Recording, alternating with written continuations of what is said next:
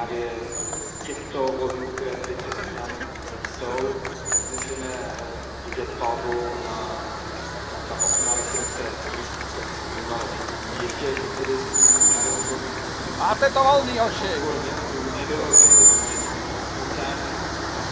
Některých fanatiků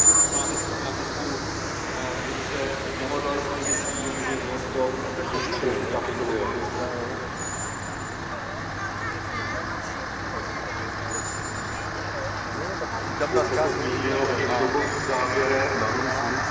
Dodejme, že vznikají samozřejmě i automatické svobody vstoupní. Máme tady skutečně výrobky jako ty, která... Dobře zamaskovaný foťák. Mimochodem, jak jsou fotodokumentace právě ty slavnostní svobody běžně pořizujete a má člověk... Mě tam to povíme, ale určitě potřeba upozornit na to auto, které počínáte projíždí, protože ano, to je říká, že to poprvé, to je to premiéra toho konkrétního vozu. Jedná se o opravářský tahač Vardla France. Velice těžké vozidlo a vozidlo se rychle dokáže potáhnout většinu amerických tanků vážně. A objevoval už členství a to právě toho důvodu, že kdyby těch slanků z těch postupujících vojářských aby mohli podpořit cesty a aby následně mohla kolona, aby byly plnění vozidel další, které byly za ním pokračovat. Se jménem Arlen. Vkládáme fotografie, vycházíme materiály a určitě na stránkách Sváku Tobě dispozici fotografie a akcí z těchto další. A já nevím, na stránkách Metallica klubu najdete určitě také archiv fotografie. Jenom gumový pásy, aby skurvil asfalt. Například na stránce RLS, to znamená hledám je diskace, tam fotografie ale i fotografie právě dokonce autobusové. Tak a teď si prosím všimněte toho platíka, co momentálně prochází toho divadla. Pane Bajere, poprosím o komentář. Chtěli bychom pozdravit Vicky Vlád, teď si podává ruku s panem primátorem. Tak hodně z jeho ruku je Vicky organizátorem kolony a chtěli bychom mu za to všichni poděkovat. Díky Vicky. Doufám, že nepřestřílete streamy a všechno dopadne dobře.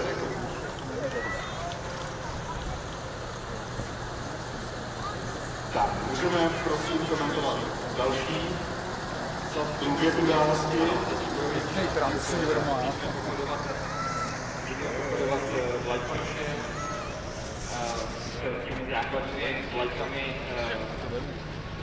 Spojenské aliance vyzovázně. Samozřejmě těch vlajk mohlo být několik více, samozřejmě přijali se do další země, ale tady jsou vlastně ty nejhlavnější, které měly podílet na svým osvobozování našeho území.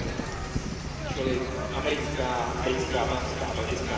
A když se nám tady před divadlo blíží první vozy z veterány, je tedy jako první velitelském vozu Dodge, je to Vnokler a 15 lož, takový Waters.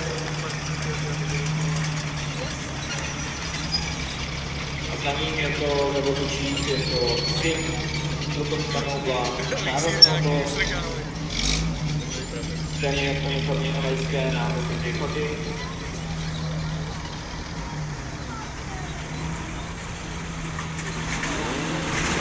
Následuje William, ten je oblečen americké letecké uniformě. Má všechny tradiční pověstní s divnými pasy. To je taková jeho obchodní poště, jak tam říká. Krásná.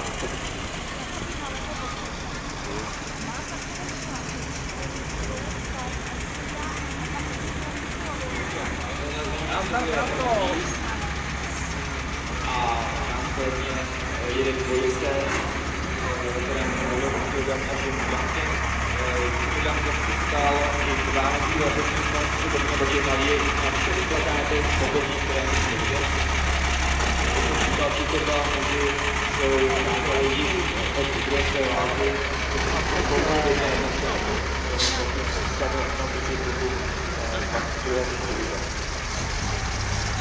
Další létařském vozu Bosch následuje vedoucí obrán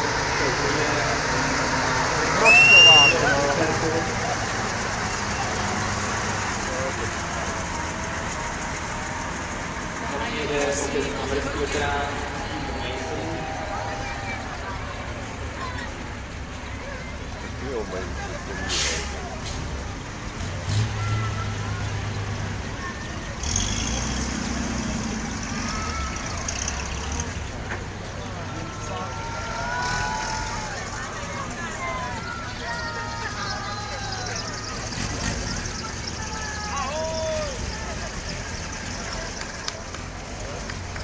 No a další veteráni jako Luis Arthur, Nazdar, čau!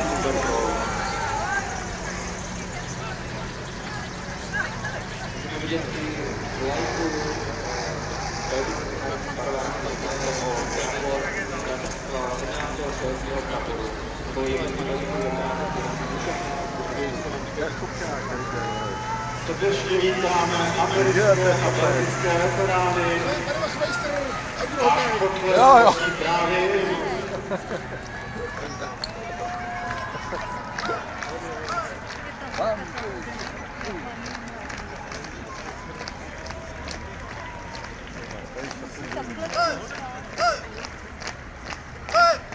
Ale teď je tam takový soutěž. Bylo jednoho, než tam dojdou.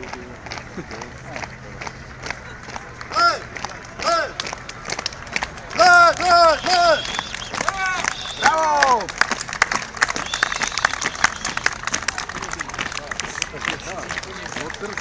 No byla tamhle pan Kurikán.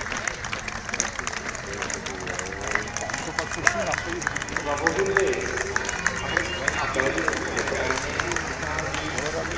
Hi, Pat! Hey, how are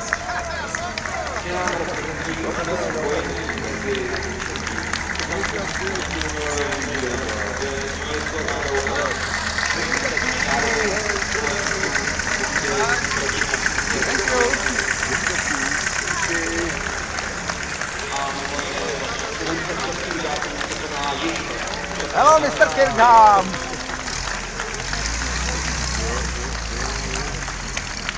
Na chvilku odmlčíme a necháme odmlčit.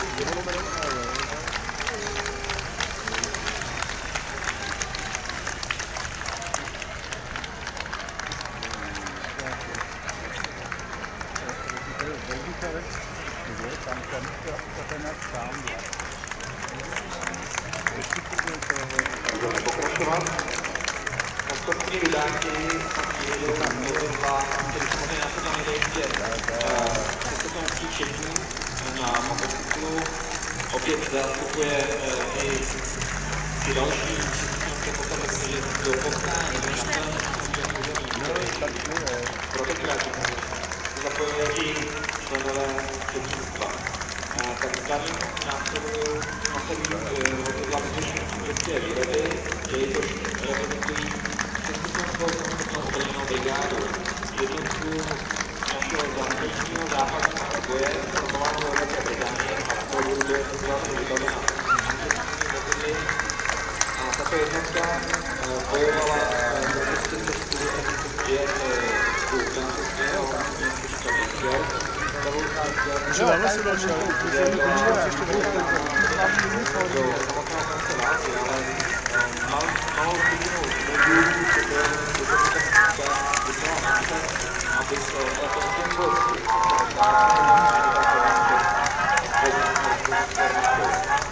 takže 7. května, den po přírodu, smrčaný do Zimní, vstoupili do uskladnění do československého odboje. New Rebel Piper,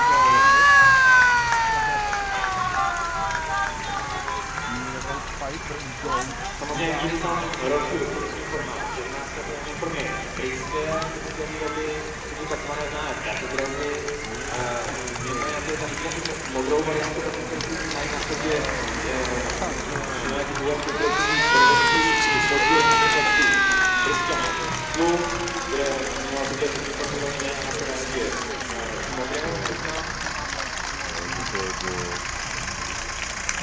A ještě bych měl, že právě pokud to okomentujeme, čili z budovy divadla, tak naproti tak můžete položit jedinou pomínku, která je věnová všem západního odboje dějinské války.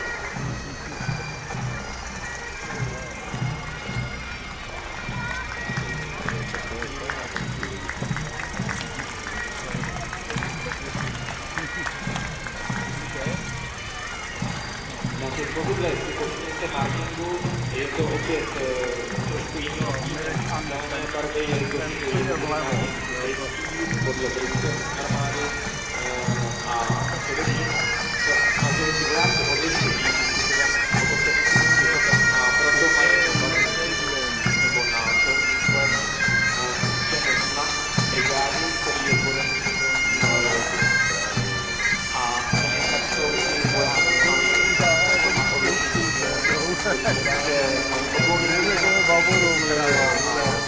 opět který je odznaky brigády.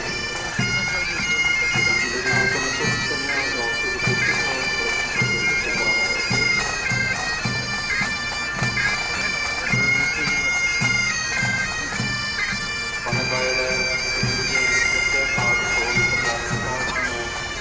komentujeme stav tady budovy divadla. Já si myslím, že by nám právě zkoušelo takzvané to bojové kolony a pokračují jednotlivé hodně způsobu a způsobu, když se dostali do párka právě těch takzvaných příkladů, tak jak to tady Petr popisoval a myslím si, že se jedná o fenomén, který je v České republice výjimečný asi v celém světě, kde samozřejmě větší část takových kluci mají možnost si pořídit nějaký ty uniformy, pozbírat nějaký ty staré věci a přizpůsobují se samozřejmě i těm automobilům, který je reprezentují. Bylo jste zvyklí, nebo bylo zvyklé později, že ty autáky byly vysupané prostě zelený formát, zeleným oblečením, ale také je doba, na kterou mají ještě možnosti oblečení kolky zařídit, tak aby odpovídalo i dobově času a ten auták patří. Takže jsme tam mohli začátku vidět ty autáky, mohou být někdy si, který byly 50 vyrobený a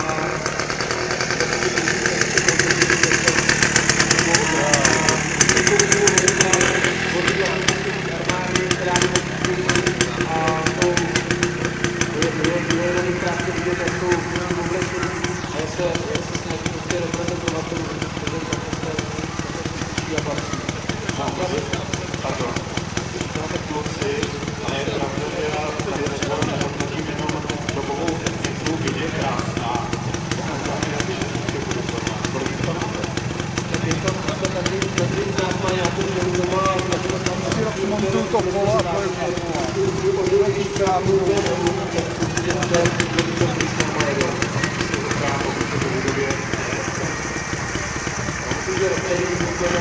akorát on má historický Kanady, nemá předpisový boty.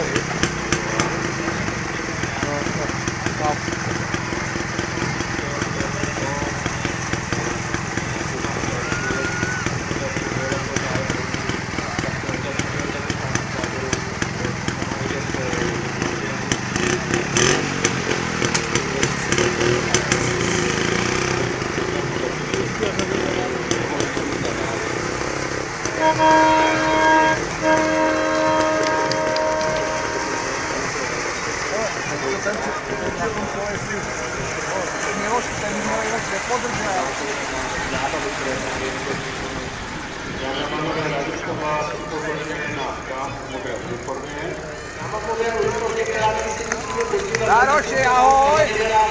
Já nepodržím celý nový rok tím dřípem.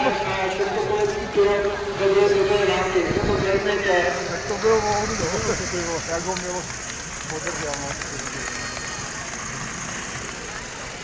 Tady vidíte vozidlo, které je v pískové barvě, trošku se liší od té zelené barvy, která se používala za druhé světové války v Evropě. Je to vozidlo, které se používalo v Africe, to se to mají úpravy, předpokládáme z AS, to znamená speciálních britských jednotek. takže bychom je chtěli pozdravit. Na poušti bylo důležitý vést s sebou hlavně spoustu vody a spoustu pohodných hmot, protože to byly jednotky, které byly diverzitní akce týmu Romeových Boys. Hán.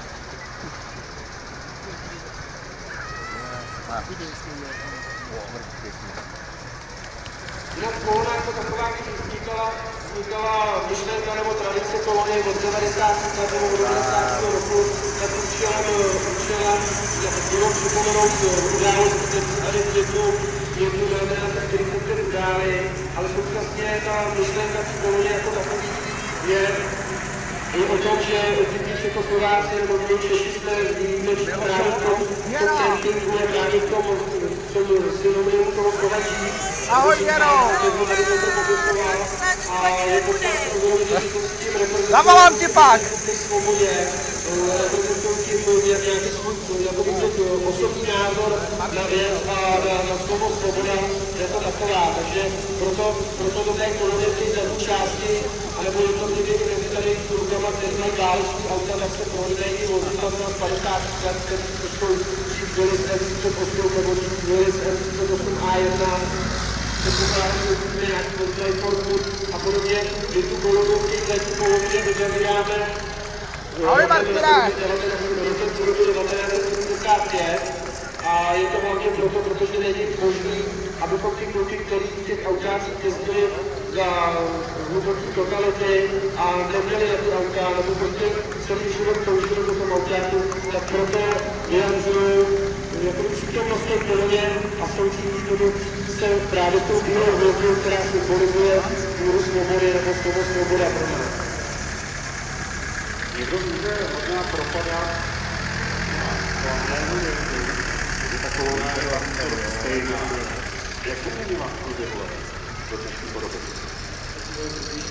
Když jste sběrem koukáte na fotky z roku 90, 91, 92, tak vidíte, v 90. roce jsme tady měli třeba Jeepa Willise, který měl promovaný věci, byl celý promovaný, protože ty kluci prostě to tak chtěli to být trochu jiný a nemohli se na těch autácích těch jiných jezdí, nebo ten parking, který tam americký je, nebo nemohli mít.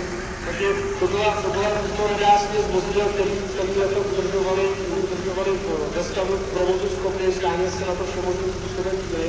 Ale tak jak skutečně ten čas těch 24 let jde, tak ty autáky dneska, ty díly se dají sehnat, máme přístup do Evropy, máme přístup k těm uniformám a podobně, takže ta tohle jsou dělí jako do kvality. Ahoj! Ahoj! Způsobit se dovolit do výroby toho vozidla. To znamená, když to hodně zjednoduším, tak je výrazně vyšší štátní kultura. Určitě, je výrazně vyšší štátní kultura. Tady se snad podává to podružní vozidlo M38 a M38, to bylo rok výroby 1950 až 52. Těch autáků bylo vyrobeno poměrně málo a bylo to z toho důvodu, že probíhala válka v Koreji a začalo se nedostat nedostatek techniky jako přední světové války a bylo potřeba vyrobit výbornější vozidlo a podobně teda možná vůbec M38. Doufám, že tohle není nevýběrný zpravidlné. Ahoj! Určitě, aby teoreticky kilometrů. Tato válka právě hodně vidět i na webových fotografích, že Amen.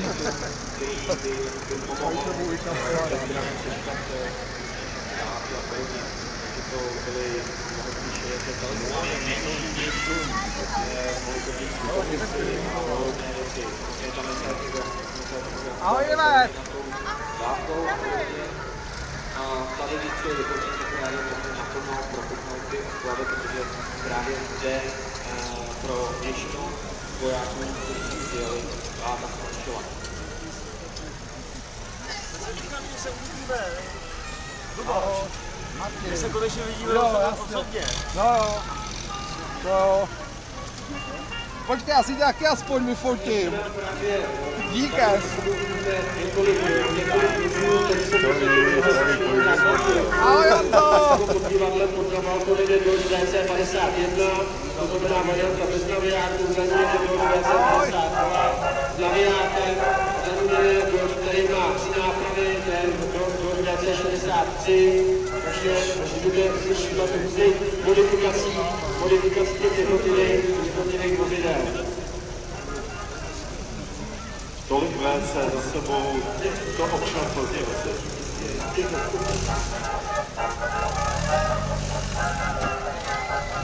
Jak já jsem jenom takovou důvodu, když jsem před asi 4 rokama svou audiák dal dohromady a jel jsem prémium takový vyšel denku, protože je pro nás to nějaký taková meka a prostředku tu došel benzín, takový jsem kamarád říct na lano, takže takový věci se stávají.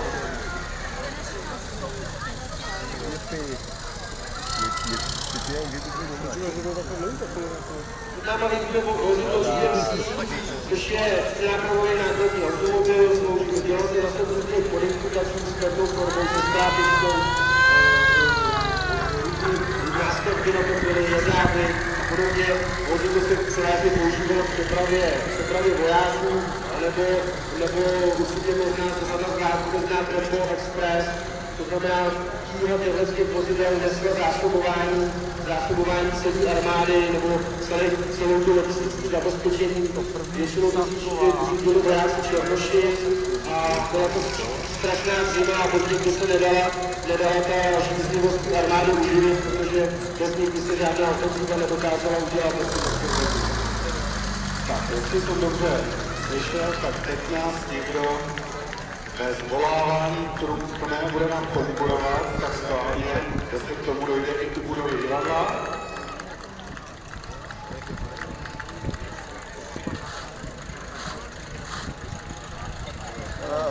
Kolečko se polámalo.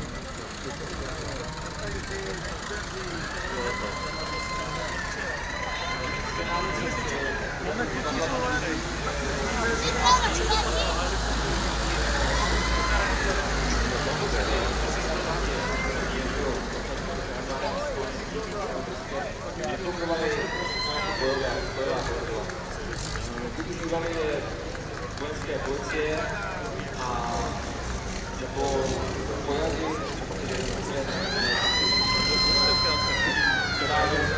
Hele, tady to medvídek pana Bína.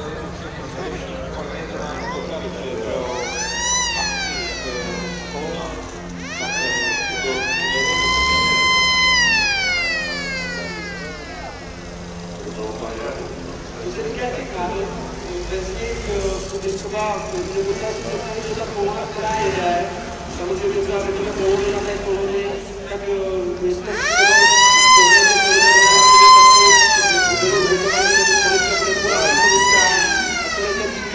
celý ten víkend jsme jezdili do Pohodu, do Zápětníčeka a bez těch Harleyů bychom tu trasu nedokázali dát nebo držet tu kolonu pohromadě. Je to přesně to, co Petr říkal, aby se nám s nima dostali křižovatku a do něčím počkali a aby jsme tu kolonu opravdu udrželi, protože v koloně můžeme vidět ty muzice, jako jsou velmi přednější výsady a tak dále. Hoďte, pojďte!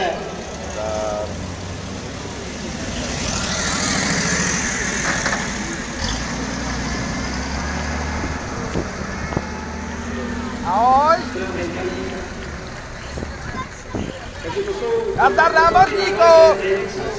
Já tady slyším, námořníku, nevadí. Je to rozdíl, co v Kanadě nebo ve Spojených státech a jsou to kluci, kteří jsou to krásný stroje, legendární, patří roky.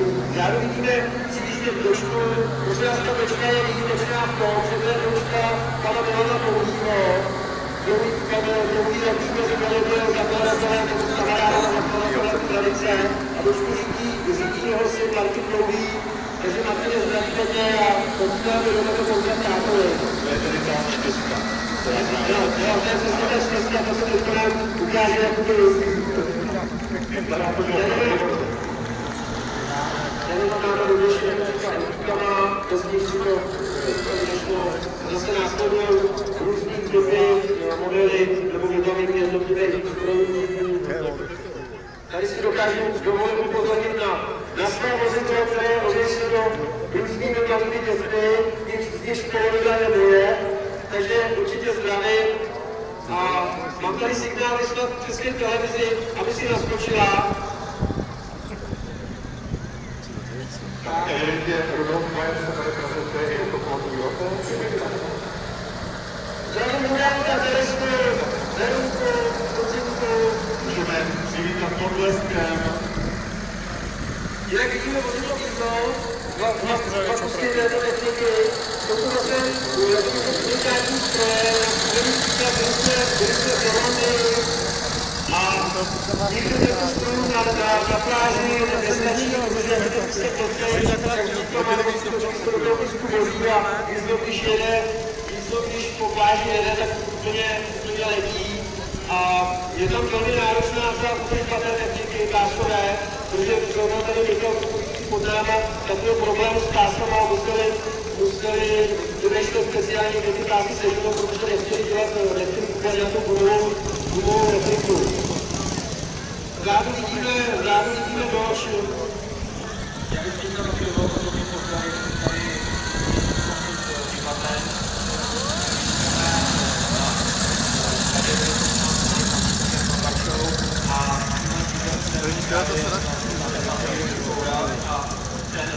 Krajer, který hodně jako dokázal také dáme Takhle vidíme dočku, takovou generálskou dočku, to bude model VZ53, používal se pro velitelství spotřeby nebo pro tam třeba radiostanice namontovaný a podobně. Tady vidíme dočku našeho kamaráda ze Švýcarska, který po vlastní nože každý rok přijíždějí a měnou s kamarádama právě z takové návole. Tohle můžete vidět vozidla, nebo kamarádů z Německa, z Belgie, ze Švýcarska, který skutečně pravidelně přijíždějí a vy se snažíte ty věci doplatit návštěvou právě třeba v Normandii, nebo Loni jsme byli na srdcu ve Švýcarsku, pár jsme byli na kápelský vztahy a dostával jsem si do toho, která u nás tak těžká.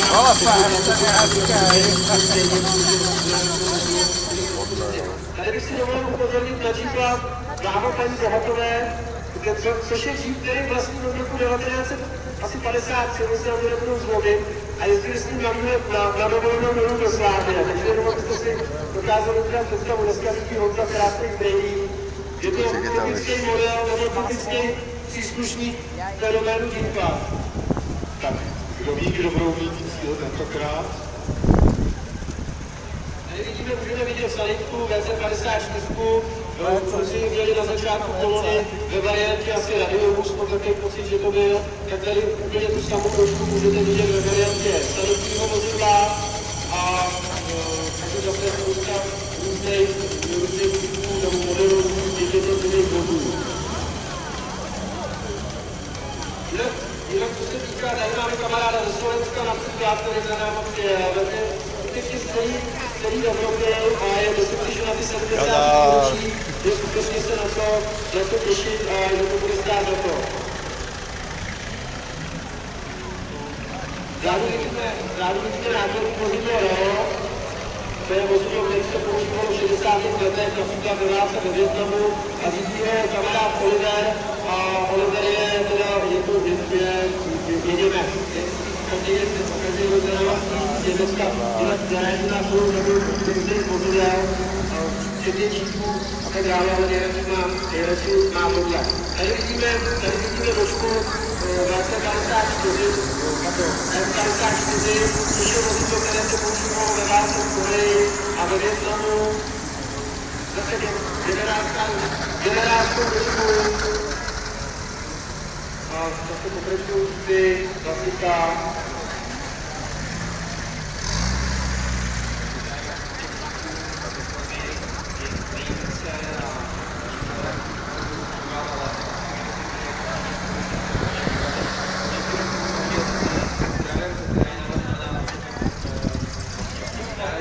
Kolečko se polámalo.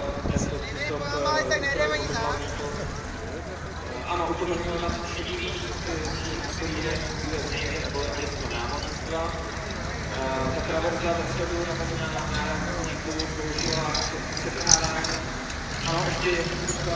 Vidíte tady vládajícího Jonathan Santos, syn válečného veterána Jonathan Santos, do hodně jezdil a bohužel už není mezi námi. Ahoj! S náma pojede Rád tě vidím! z Ameriky a polejeli s náma autobusem do Normandie a nejde tam pojďká s náma ve stanu. Máme do volantu, určitě modifikovaný vozidlo. Jinak tady můžete vidět, zatím je to asi první Ford, který mohli vidět, je to konkrétní Ford A2. Zase vozidla, které se vyráběly do roku 69 a používali se ve Vietnamu, na nich taky různé marky. Jinak tady jsou vozidla Amfi, a můžeme se rozloučit a vidíte současnou techniku americké armády, včetně výzbroje.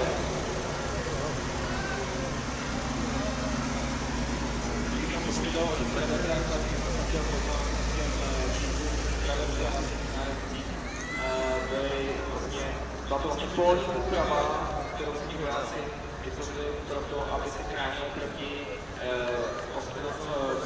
grátům, které v Normandii a které měly vlastně podřezávat vojáky. Já už si vybírám, ale jenom jsem zachytil, ty co se chtěl zachytit, jsem zachytil.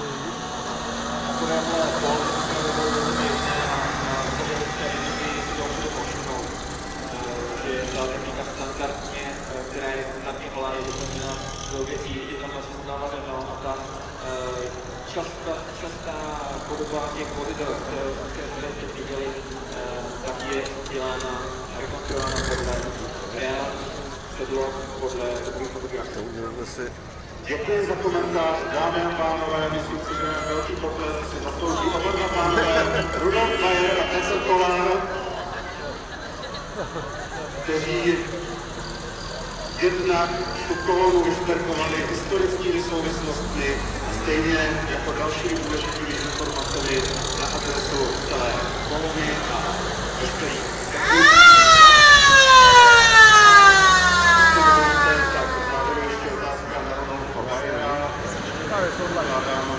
že ty vozy ještě tam byste nás pozval na military testy. Tam už lidi tolik revávají. Scéna v Tivoči.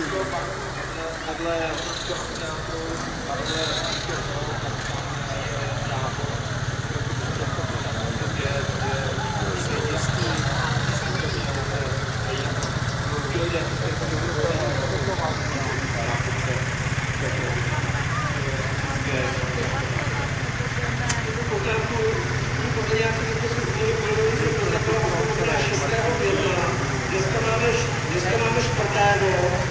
tak to znamená, že 6. května bude prosím hlavní Amerikou. Jo, do tašky, jak to dává. Do té doby